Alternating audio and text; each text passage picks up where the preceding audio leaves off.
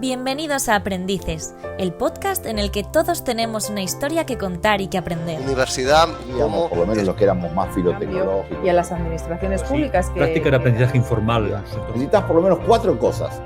Escucha y descubre la experiencia vital y de aprendizaje de nuestros invitados. Hola, saludos a todos y bienvenidos a este podcast Aprendices, un espacio con un nombre que lo dice todo. Nuestra intención, nuestro objetivo, nuestra búsqueda, el aprendizaje. Un aprendizaje más allá de los circuitos académicos oficiales superiores, más allá de edades universitarias determinadas o de terrenos específicos del saber, porque queremos hablar de un proceso y también de una actitud que entendemos que es permanente durante toda nuestra vida. Y tenemos hoy un invitado de lujo, Constantino Mediavilla, un hombre con 2 corazones, el periodismo y Madrid. Constantino es periodista, es director de madriddiario.es, cronista oficial de la vida de Madrid y hay una referencia obligada en la información y en la vida política, empresarial y social de Madrid. Hola, Constantino. Hola, Paco. ¿Cómo estás? Un placer estar aquí de estreno, además. Pues nada, lo primero, gracias por estar con nosotros en este podcast que vamos a arrancar y que lo hacemos con mucha ilusión, con muchas ganas de aprender. Y la primera pregunta, he dicho que es un hombre con 2 corazones, el periodismo y Madrid. Pues, ¿cómo fue tu acercamiento al periodismo?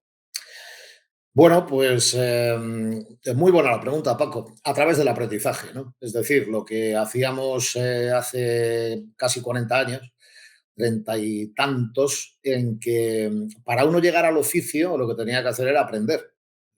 Aprender algo relativo con un mundo que probablemente desconocía en lo que tenía que ver con la materialización y la ejecución de la profesión, de lo que luego sería la profesión, ¿no? Y así fue el acercamiento, estudiando por un lado y acercándonos a aquello que nos podía dar un poquito de soltura para nuestro futuro profesional. ¿Qué se hacía entonces? Pues básicamente, en mi caso, acercarme a la radio.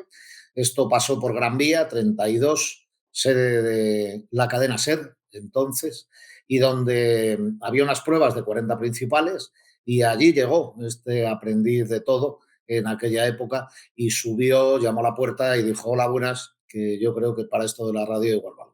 Y así empezó todo, ¿no? Una prueba, Paco, un enfrentamiento y Bueno, ahí empiezas a trabajar en la radio, pero a la vez estudiabas en la universidad. En realidad, como has comentado, son dos vías de aprendizaje, distintos pero muy complementarios, ¿no?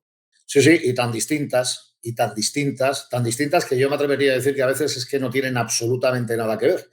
Dicho esto, es verdad que mientras que estudiaba psicología por un lado en Somosaguas, estudiaba periodismo por otro en la Facultad de Ciencias de la Información, las dos en la Complutense, tuve la oportunidad de incorporarme a ese aprendizaje, como decía, que consistía en familiarizarme ya con todo aquello que tenía que ver con el mundo de la radio, con los discos, con las máquinas. Luego hablaremos de seguro de tecnología, de innovación, de talento. En aquel momento yo tenía un talento pues prácticamente mínimo, tenía muchísimas ganas y estaba dispuesto a comerme el mundo.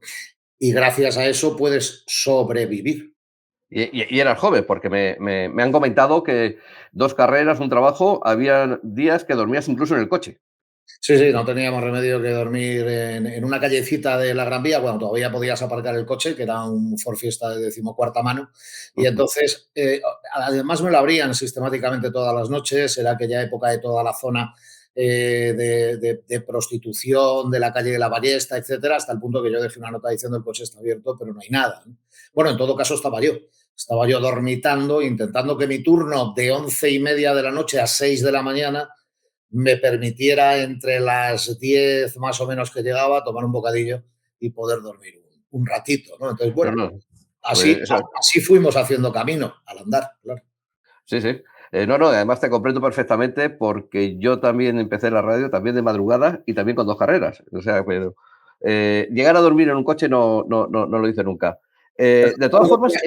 Las carreras las terminaría, yo tuve que dejarlas, o sea que no... Bueno, una cosa, empiezas en la Radio Fórmula, como nos has comentado, en los 40 y luego ya pasas directamente a informativos, ¿no? Después nace una suerte de emisora que se llama Radio Minuto Cadena 16 en aquel momento, que estaba formada tanto por el Grupo 16 de entonces, Diario 16, y también el Grupo Prisa, que entonces tenía El País como buque insignia. Claro, hubo un momento en que la decisión era ¿qué hacemos? ¿Solo música? ¿Solo noticias? Y la clave fue hacer música y noticias.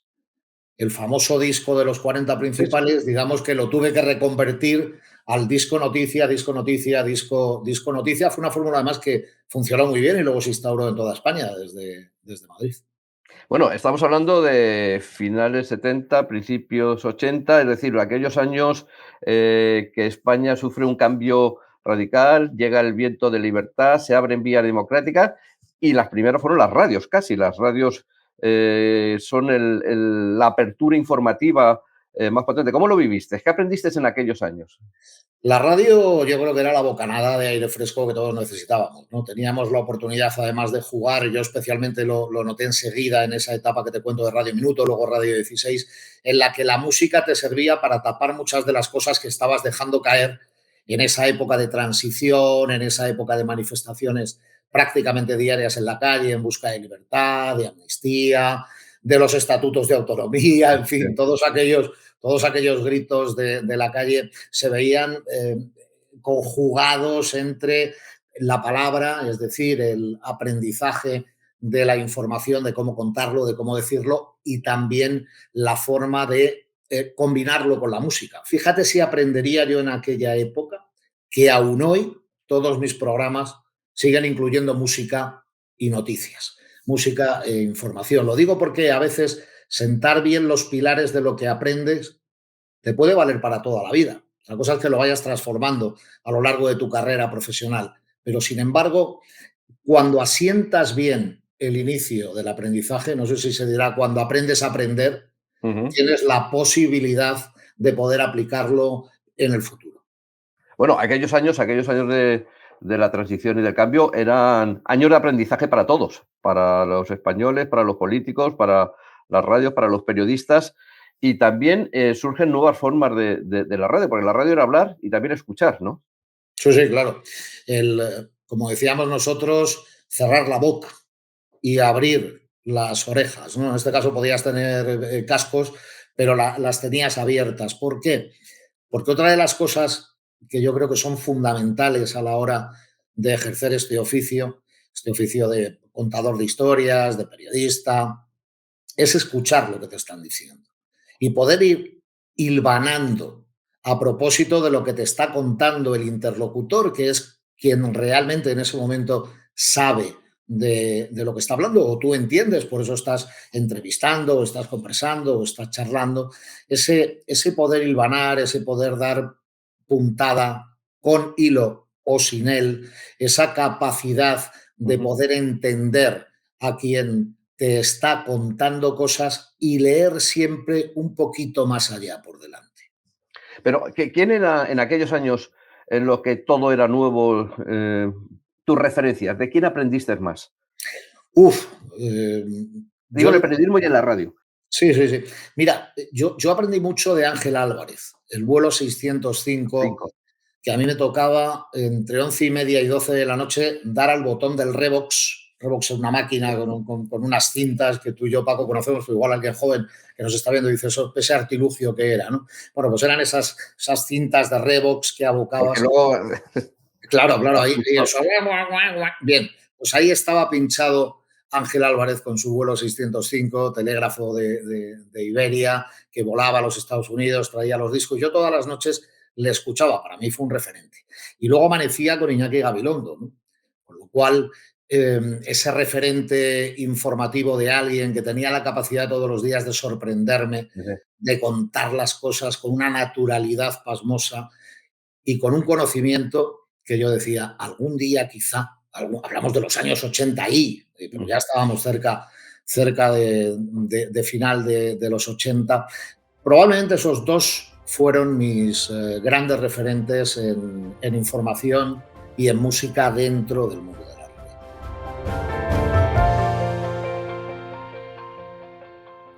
Y luego tienes una época en la que pasas al otro lado de la trinchera informativa, por decirlo en términos un poco guerreros, porque te vas con comunicación con el viejo profesor, al Ayuntamiento de Madrid. Sí. Yo creo que estar al lado de Tierno Galván, eso tiene que ser la mejor aula de aprendizaje de todo tipo de enseñanzas, ¿no? Pues fíjate, yo ya me estaba especializando, por decirlo de alguna manera, que yo creo que son todos los términos interesantes a la hora de aprender, buscar una especialización, ¿no? Y esa especialización, a mí me gustaba mucho Madrid. Yo pensaba que desde Madrid se podía llegar realmente al cielo. Creo que se llega, efectivamente, por vía directa, a través de los cielos velazqueños, que a veces tienes que superar para poder abrirte paso y llegar a San Pedro y que te permita ahí abrir la puerta. Y es verdad que Tierno Galván a mí me supuso, al menos el tiempo que pude estar trabajando con él, hasta su muerte prácticamente, pero casi 2 años, ya lo conocía de antes, de cubrir informaciones en el ayuntamiento, aprender serenidad, aprender sosiego, conocer el mundo de la política, como tú dices, desde el otro lado de la trinchera, es decir, desde dentro, no se ve igual, ya lo avanzo para todos aquellos que ahora dicen, hombre, a mí me gustaría especializarme en comunicación, me gustaría hacer comunicación política, o no, o lo que quiero es ser un periodista y sacar, en fin, escándalos todos los días o noticias de portada. Tierno Galván, el viejo profesor, tenía un cuajo por encima de cualquier otro político. Fíjate que utilizo el término cuajo porque le he visto en tantas situaciones tan distintas, con tantos problemas que a mí me parecía que se caía el mundo, que aquello se han vivido con él, al menos yo he tenido oportunidad de vivir crisis de Estado a nivel nacional, pues de poder vivir crisis también en el Ayuntamiento de Madrid.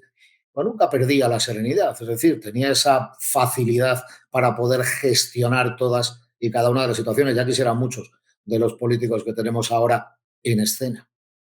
Yo creo que todos los madrileños aprendimos mucho de él, con esa figura de profesor clásico y, sin embargo, casi el representante intelectual de la movida, porque también en aquellos años fueron los años de la movida.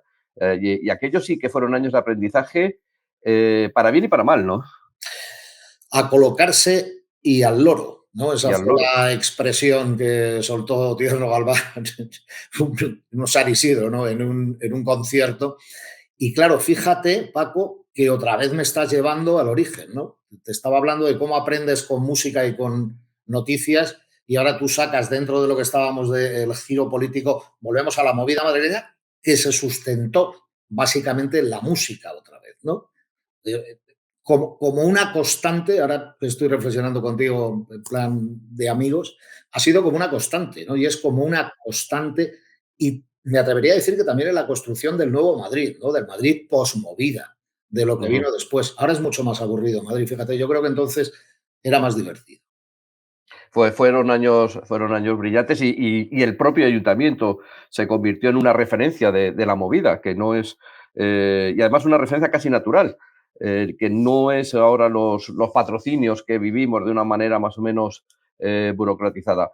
De todas formas, yo creo que al final vuelves al otro lado y ya te enganchas definitivamente a la droga de la información y a la información de Madrid, porque es algo que ya nunca has dejado.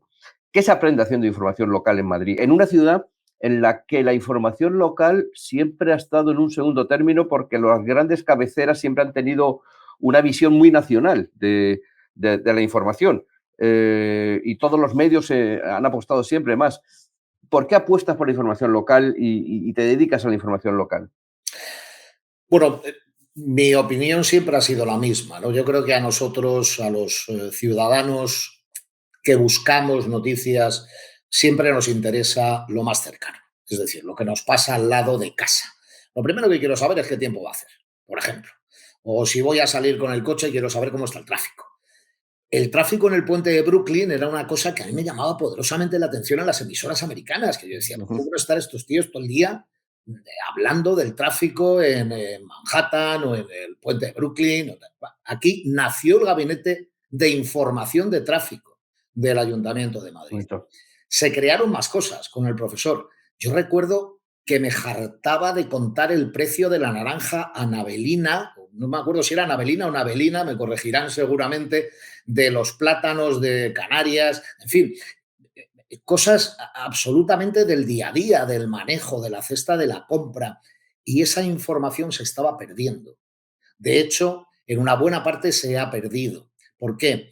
Porque se la come la política Y como bien decías, en Madrid, en la capital de España, porque así lo quiso Felipe II en su momento, bueno, o su esposa, la reina, que no le gustaba mucho Toledo y decidió cambiar de un alcázar a otro, del de Toledo al de Madrid, ¿no? Pero de entonces aquí mi impresión era que había que cubrir un hueco, había que cubrir una necesidad para poder aportar al ciudadano lo más cercano que no tenía cabida en los grandes diarios nacionales ni en las grandes cadenas de información nacional.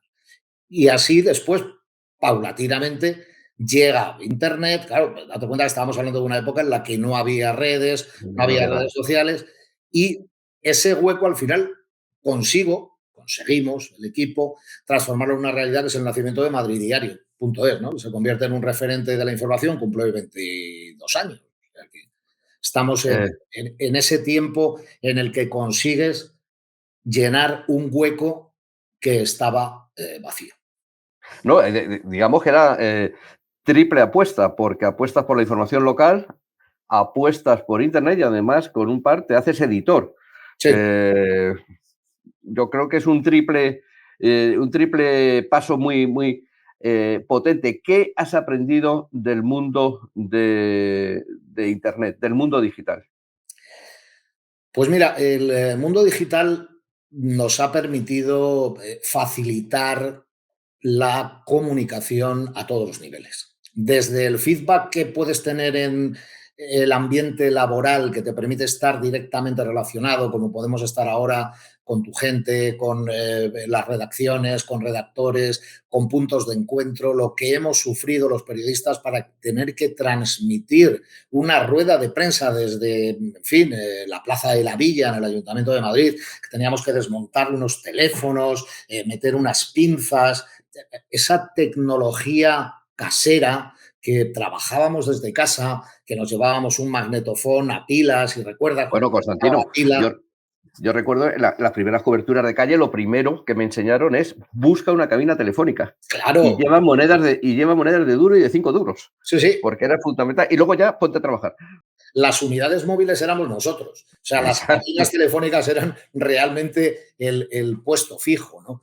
¿Qué contarte?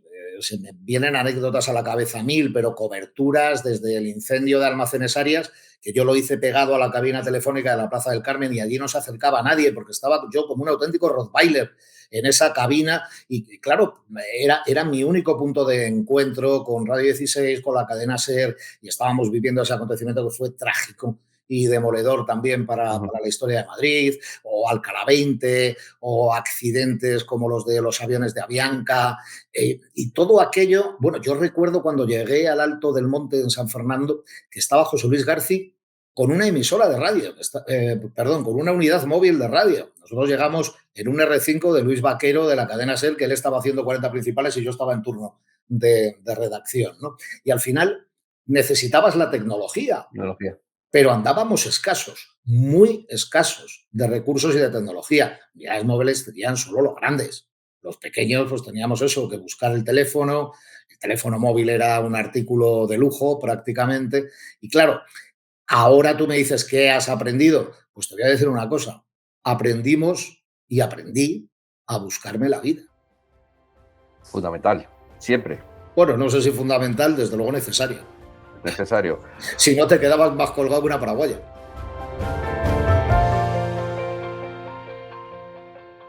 Bueno, tú esperabas en aquellos años, porque cuando das el salto al mundo digital, todavía las grandes cabeceras, los grandes medios mantenían su poderío en los canales analógicos de papel, los tradicionales. No estaban todos en esta guerra en la que ya están permanentemente radios, televisiones, agencias, todo tipo de medio de comunicación. ¿Esperabas ese desarrollo tan rápido del mundo digital cuando das ese paso? Y sobre todo, ¿de quién aprendiste en ese momento? Porque tampoco tenías muchas referencias. No, había pocas referencias, pero yo creo que las suficientes como para intuir, no había que ser muy espabilado, que íbamos a ir a un proceso de buscar y filtrar información a mayor velocidad de la que en ese momento éramos capaces ni siquiera de intuir. Es decir, Ujú. el nacimiento de la red de redes de los buscadores. Recuerda al principio las peleas con Yahoo, con todo aquello, este es mejor, ¿no? Es mejor el otro. Llegó Google, arrasó, y a partir de ahí te encuentras con que tienes una capacidad, si me lo permites, de personalizar el conocimiento, ¿no? Es decir, yo busco exactamente lo que quiero y lo encuentro a golpe de clic. ¿Cuántas veces en la redacción te tenías que levantar, tenías que ir a por el diccionario, tenías que ir a por un libro de historia? Me dicen, hombre, pero eso lo seguirás haciendo. Pues no, lo dejé de hacer. Como pensé que seguiría leyendo periódicos de papel y lo dejé de hacer. Pero leo, claro que leo. Y leo esas noticias, sí, pero las estoy leyendo en otro formato. ¿Eso es mejor o peor? No, eso es igual. Lo importante, lo que necesitamos es que la información fluya y que la información que necesitamos la podamos asimilar, la podamos entender y la podamos compartir, que es muy importante. Es que esa visión de futuro pasaba por compartir el experimento. Y ahí ¿Qué, empezamos. qué crees que ha supuesto el impacto de las redes sociales? Ahora que hablas de compartir. ¿Tú crees que ha cambiado la forma de consumir, de leer, de recomendar? Sin duda, sin duda, sin duda. Las redes sociales se han convertido en un fenómeno, a mí me parece que excesivamente mitificado. Yo lo separo, no tiene nada que ver con el mundo de la información de la que estamos hablando, es decir, del oficio al que nos estábamos refiriendo, pero es verdad que se han impuesto de una manera absolutamente masiva, ¿no? Al punto que a mí me sigue sorprendiendo que haya gente que se vuelve loca porque tiene 2 tweets en los que le dicen que es, en fin, lo que sea, ¿no? O que le critican y entonces ya no puede dormir y tal. Entonces, claro, los que estamos en el oficio del periodismo decimos, pues esto nos ha pasado siempre. Si aquí unos eran en tu padre y otros en tu madre desde tiempos inmemoriales, sobre todo los que hacemos opinión. Claro, cuando uno manifiesta libremente su opinión, se encuentra con que hay gente que no la comparte. Ahora, ¿qué pasa? Lo que decíamos, la inmediatez, la actualidad, la facilidad para encontrar esa información y mantenerte al día, pero solo del titular. Hay muchísima gente que no profundiza más allá del titular porque no le interesa, porque no quiere o porque no lo necesita. Esas son las redes sociales. Una cuestión vital, yo creo, es que nunca has dejado de ser periodista, pero si en un momento dado empiezas a ser empresario. ¿Dónde aprendiste a ser CEO de una empresa, a llevar las riendas, a gestionar todo lo que supone una empresa con su gente y sus recursos humanos? Pues mira, lo aprendí también muy joven, porque cuando abandoné el grupo Prisa, que hacíamos referencia entonces, y me ficha el grupo 16, Juan Tomás de Salas era editor, un referente también para mí y un maestro, y Juan Tomás de Salas y Romualdo de Toledo, los dos me cogieron como de la mano. Yo era un chaval, era un crío, ¿no? Pero aprendí mucho de ellos. Por ejemplo, aprendí a diversificar y siempre pretendía hacer lo mismo, ¿no? Es decir, Diario 16 era una cabecera solvente, estaba Cambio 16, todo un referente, y de repente en torno a mí empezaron a nacer tantas revistas que yo decía, pero esto no tiene fin. Marie Claire 16, La Casa 16, Basket 16, Historia 16, Motor Motor 16. 16. Entonces, te ibas dando cuenta que mucho antes del fenómeno redes ya se estaba diversificando, ya se estaba yendo a, iba a decir podcast, bueno, no sé si podcast, pero se estaba yendo a nichos muy concretos que se escindían de lo que era el tronco principal de la empresa. Ese fue el mayor aprendizaje que me dejó Juan Tomás de Salas.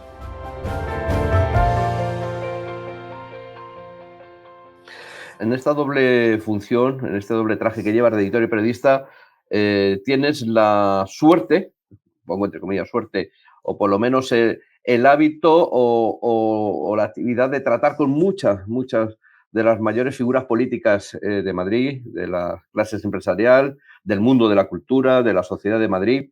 ¿Qué aprendes de cada uno de ellos?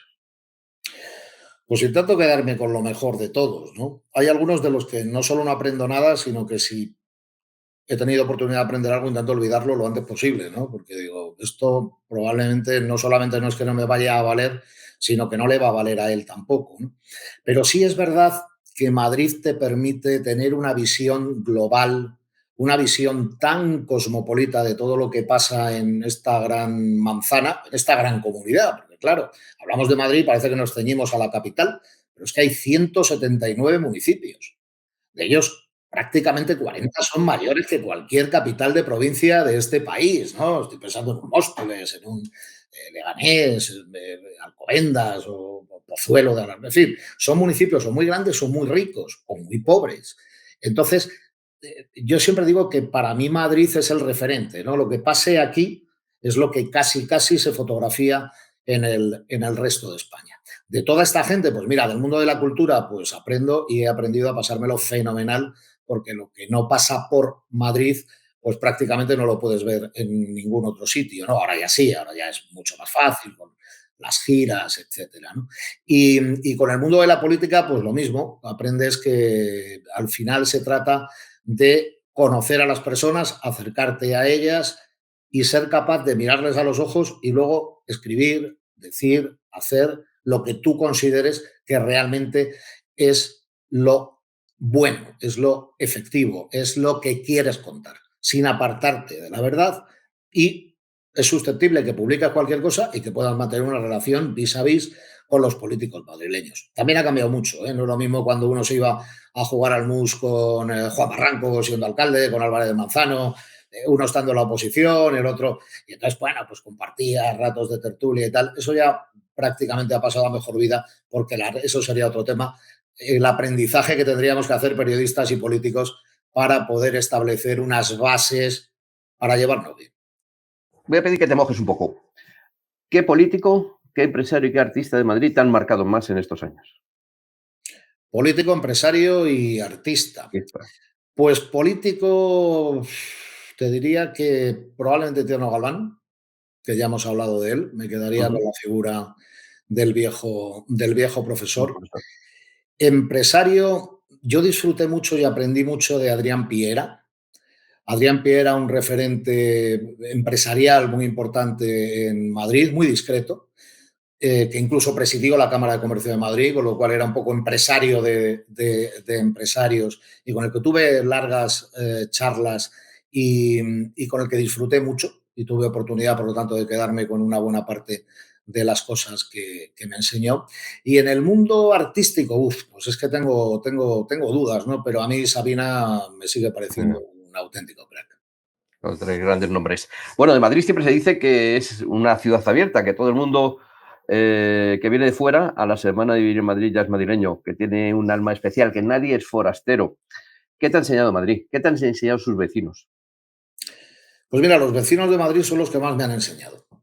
Porque si tú quieres hacer información de Madrid, no tienes más remedio que no perder el contacto, ¿no? De Orcasitas a Usera, pasando por Patones o por Leganés. Es decir, como no puedes estar con todos los vecinos, yo hice una especie de programa que consistía en hacer entrevistas vis a vis, y entonces utilizaba a la Federación Regional de Asociaciones de Vecinos, que me servía como pantalla, digamos, de todos los vecinos de nuestra comunidad autónoma, y luego trabajaba mucho con los alcaldes, con los concejales de cada municipio.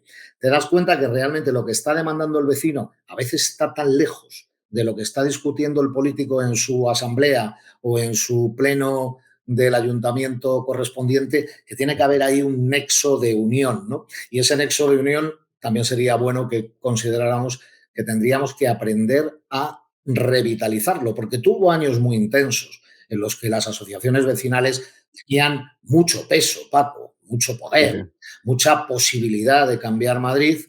También había dinero, había también subvenciones por parte de las instituciones públicas. Cuando todo aquello desaparece, pues también muchos vecinos se desencantan, o al menos muchos activistas vecinos, y entonces se quedan un poco, digamos, los que más trabajan por el municipalismo, ¿no?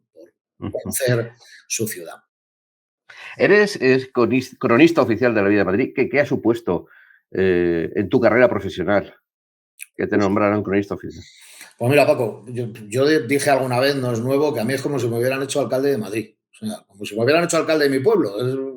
Es que, claro, yo que nunca me voy a presentar alcalde, obviamente, ni ganas que tengo, pues, claro, convertirte en cronista de la villa es que es es buscar otro referente, ¿no? Me dices, dime un nombre y te digo, pues Mesoreros Romanos, por ejemplo, ¿no? Que fue el primer cronista de la villa. Pero te digo otro, Galdós, que nunca fue cronista y que sin embargo, si no lo merecía, ¿no?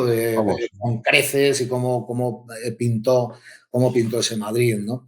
Hombre, es un honor, es un orgullo, es un título honorífico, que sí es verdad que te compromete a trabajar por Madrid y que nos obliga a tener reuniones, a tener encuentros, a poder... Mira, recientemente, la última reunión que hemos tenido, y aprovecho para mandar un abrazo a toda la familia Ángel del Río, cronista de la villa, que falleció ese día, el día que tuvimos la reunión, estuvimos con él hasta las 2 de la tarde y estuvimos hablando, que mucha gente no lo sabrá, del año jubilar de San Isidro, 400 aniversario de su canonización.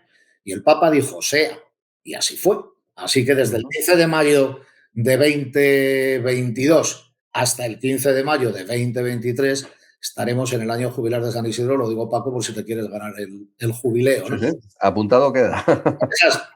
Esas pequeñas historias, esas pequeñas cosas que al final maravillosas, te permiten disfrutar mucho del entorno en el que vives, que en mi caso es Madrid.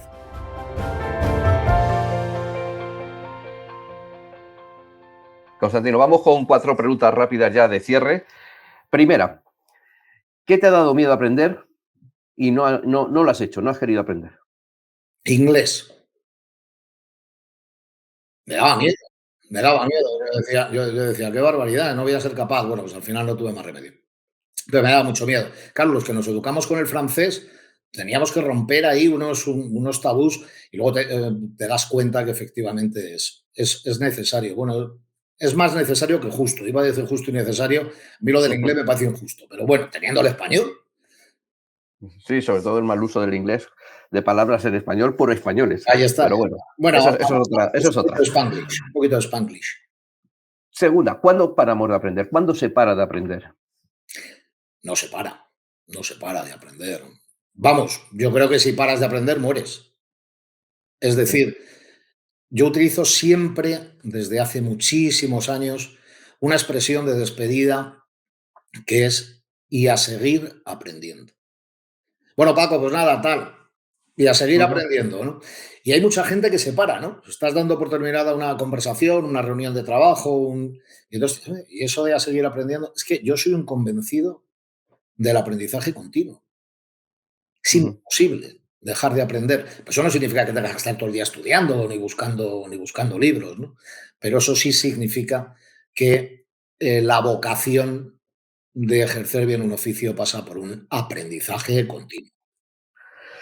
Vamos con la tercera. ¿Qué te gustaría no haber aprendido?